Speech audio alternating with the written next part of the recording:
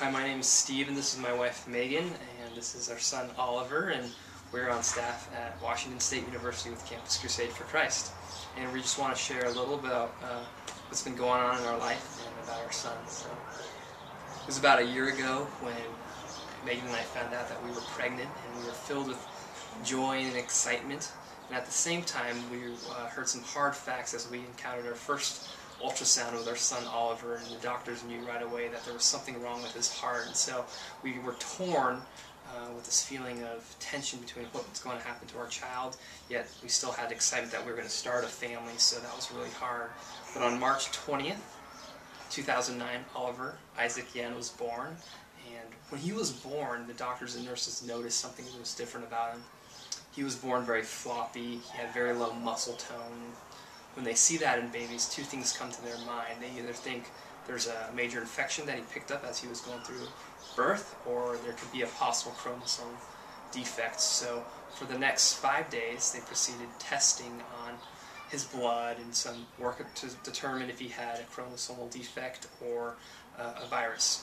So on March 25th, when we got the results back, his virus test showed negative, and later that day we found out he did have a chromosomal defect, trisomy 21, which is otherwise known as Down syndrome. The days and weeks that followed hearing that news, it was a shock. We were in kind of denial a little bit because Oliver just looked like a typical baby and doing typical baby things, and so we felt this disconnect by the news that we heard and what we were seeing in our arms, and we were overwhelmed, needless to say, by the doctor's appointments that followed and the tests that they were running, and it was so hard to come to terms so quickly with that diagnosis, and at the same time still let your heart be emotional and grieve in some respects for what you thought, or what we thought our family was going to look like and be like, and the things that we were going to do, and kind of had to mourn and put those aside and start trying to recreate new ones, even though there was a lot of unknowns.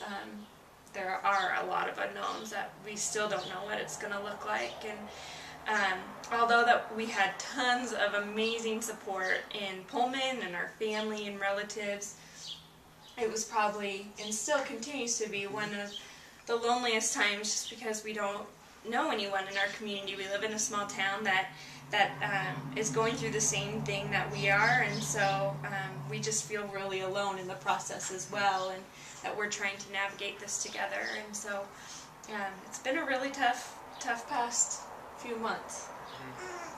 You know, the moment we heard that Oliver had Down syndrome, we were inundated with a lot of resources.